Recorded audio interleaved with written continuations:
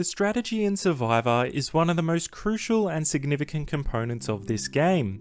It is really what brings people from all over the world together to love this show and makes it what this game is today.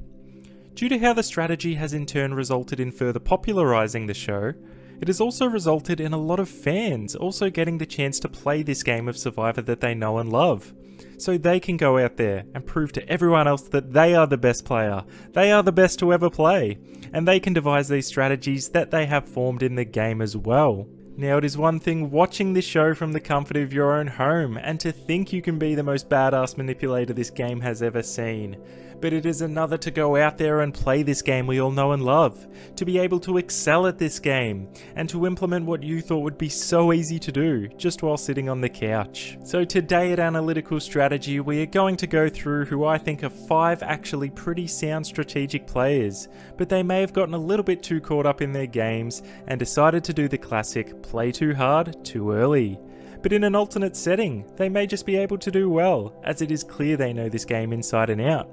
So make sure you strategize just the right amount by clicking that subscribe button to stay tuned to more Survivor videos just like this coming in the future. So to kick things off, I'm actually going to start with an honourable mention with the great Yul Kwon. So to me, Yul can definitely be regarded as one of the best and most strategically gifted players that has ever played the game, with his phenomenal win in Survivor Cook Islands. However, we will obviously be focusing on his game within Survivor Winners at War. So the reason Yul may have over-strategized in this season was due to the introduction of a concept that he was not familiar with at the time, and therefore he couldn't study or determine their worth when he played this time around, and that is of course fire tokens. Yul was in a really strong position for the majority of the time he was in the game. He was also lucky enough to be switched onto a tribe with an original numbers advantage, with Nick and Wendell over Parvati and Michelle. So after Parvati was eliminated in a crazy tribal council, with Wendell also trying to play the fire token card pretty hard here to potentially keep her in the game, Yul and Nick were ready to join Michelle for their chance to take Wendell out of this game. However, when it was decided to vote for Wendell, Yul openly talked about a way to also obtain his fire tokens to his other alliance members, which made Nick and Michelle question Yul due to how strategically minded he was thinking. Due to this, they ended up siding with Wendell and sent Yul home in a 3-1 vote. Now the reason I put this in an honourable mention category of its own is I think there may have been more in play here than what appeared on the surface, in the notion of old versus new school pre-game alliances. As Nick and Wendell were the 2 most recent winners featuring in Survivor Winners at War, with Michelle not being too far behind them and obviously having this relationship with Wendell as well, I wouldn't have all been surprised if these 3 new schoolers had a plan to align and stay strong. And due to Yul being the only old school player left in this tribe after Parvati left, he was the only option available.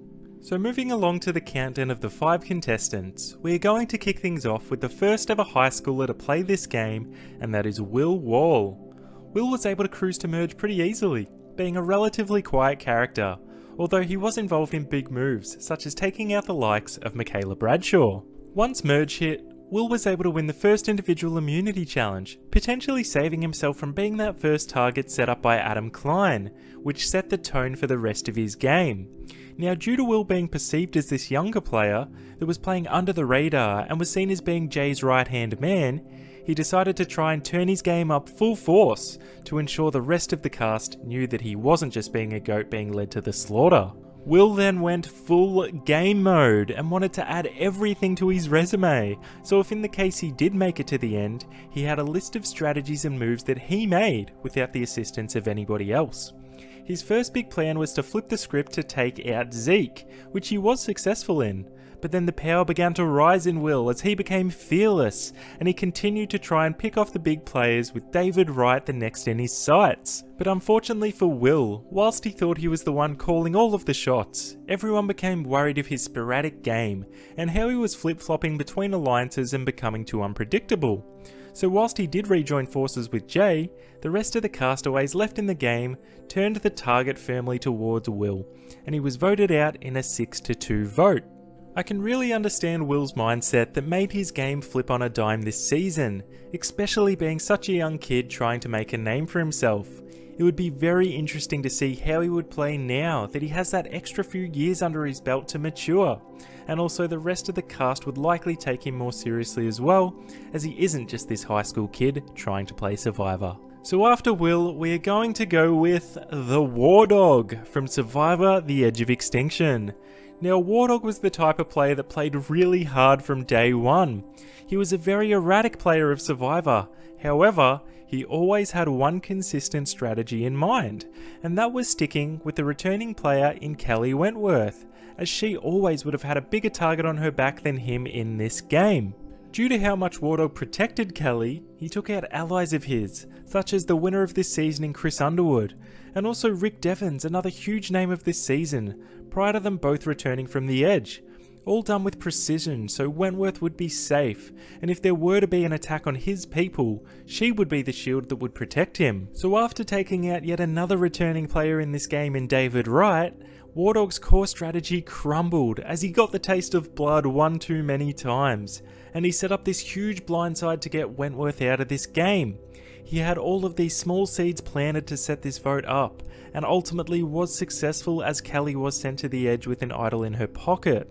However, due to this, the alliance he constructed all season effectively ended in one tribal council, and he followed this up with an outburst against Gavin, who was not included in the plan, which of course can never help your game as well. Now all the arrows were pointed at the other big threats in the game now Kelly was gone. Primarily it was Rick Devens, but as Rick was immune this episode, the next in line was obviously the War Dog. War Dog got far too confident. He went against the plan and strategy he put in place all season by having Wentworth as his shield, and in this move alone, it basically cost him his spot in the game and ruined any chance of him making it to the end, bar a return from the edge. So following the War Dog, we are going to go with the Professor of Survivor, Max Dawson, within Survivor: Worlds Apart. Max was a very knowledgeable fan of the show, who actually taught a class on Survivor at university. Due to being such an avid fan of the show, he was a little overconfident in his gameplay, especially as he became more comfortable in the game, the more he stood out and he was noticed by his fellow castaways. Max firstly tried to replicate other big characters in the game we've seen previously, such as Richard Hatch, by walking around naked in the game to try and get some alone time, which annoyed other members of his tribe. He then often played up how much he knew about the game, constantly discussing Survivor trivia, which not only got on people's nerves, but also revealed way too much about how educated he was in the game of Survivor. There is one thing superfans do often in Survivor, and that is brag about how much they are a superfan, and Max is the prime example of this occurring. His relationship with another mega fan of the show in Shirin was the icing on the cake, as the two often isolated themselves from the rest of their tribe to constantly go through strategies and were really just overconfident in their gameplay, and were oblivious that everyone else was targeting them. Now ironically, at the tribal he was voted out, he referenced that his obsession for Survivor was a little unhealthy at times, and he was sent packing right after pretending to have a hidden immunity idol in his possession. He really was a player that knew too much, but he could not keep it internalized. And speaking of a superfan that really struggled with not revealing how much he was obsessed with the game, we have Jacob Derwin from Survivor: Ghost Island. Jacob was the second person voted out this season, and within his 6 days on the game, he really did try and fulfill 39 days worth of Survivor gameplay. He started off by letting his tribe mates know that he was going to go exploring, thinking maybe they would not know what that was code for. This is another big error by Survivor fans, thinking they are the only person on the show that actually knows about the game in the modern era. Sure, there are recruits that may have seen limited seasons, but the vast majority of people on the show understand the core concepts of Survivor, and you cannot take that for granted. So after he was targeted for going off and looking for idols too early on in the game, he actually made a pretty respectable play by talking big prior to going to the first tribal council, forcing the other tribe to select him to be sent off to be the first person to visit Ghost Island, and this made him immune from being the first person voted out.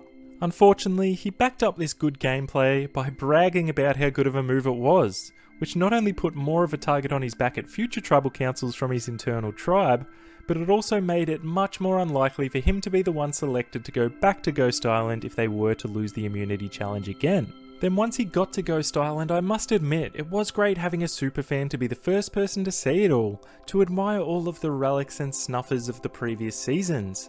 Jacob then came up with another decent strategy of pretending to have a fake idol once he got back to his tribe. However, again he played too hard with this strategy by showing it to everyone, resulting in this lie being a little bit too obvious, as he didn't have the parchment to back it all up. Maybe if he had a bulge in his pocket and didn't mention an idol at all, then this plan may have just worked. Jacob's demise this season, although he did have some pretty decent ideas, was firmly around himself, taking those ideas to a level that was not necessary, which resulted in him being an early boot this season. He was also absolutely played by Stephanie Johnson in the end, who really appealed to his knowledge of the game before sending him and his fake idol to potentially be a member of Ghost Island in the future. And continuing the theme of early boots going absolutely balls out to make some insane plays, or should I say, insane plays, we have to finish this up with the legendary Zane Knight from Survivor Philippines. This man only lasted one vote, but he had one of the all-time great Survivor episodes for all the right and wrong reasons combined. He started off making alliances with the 3 women in his tribe, in Angie, Roxy and Denise, and he was setting himself up beautifully to commence this game. He then did the same thing with the men in Malcolm and Russell, making a 3-person alliance with them, so in the early stages of the game he had an alliance with every person at camp, and he really seemed to be in a great position. However, once he made this alliance with the guys, he let them know he already had an alliance with the other 3 women in their tribe. Mistake number 1. This made Malcolm very skeptical, but I don't think to the point where he was ready to vote him out just yet. Zane then performed very poorly at the challenge, and he put all the blame on himself, which is honestly a pretty stock standard Survivor move, to apologise for poor challenge performance in the hope that the tribe forgives you. But Zane took it one step further and said, "You all need to vote me out due to costing the tribe the win this challenge." Mistake number 2. The thing is, Zane didn't actually want to go home. He just asked them all to vote him out to see how loyal they were actually to his game. It's a bold strategy, Cotton. Let's see if it pays off for him. Funnily enough, the tribe agreed and obliged to Zane's request of voting him out of the game, and he was sent home in a 5-1 vote in absolutely glorious fashion, and one of the most wild opening performances this game has ever seen. I really think it's time that we get to see some Zane magic again within Survivor. But there you have it, some of the most strategically driven contestants who cause their own demise in the game of Survivor. Who else do you think qualifies for this title? Let me know down in the comments. There may just be a part 2 coming in the future. If you are enjoying these videos, make sure to smash that subscribe button and like this video for more content just like this coming out each and every week. Thanks to each of you for watching. This is Analytical Strategy signing out once again, and I'll see you on the next one. Bye for now.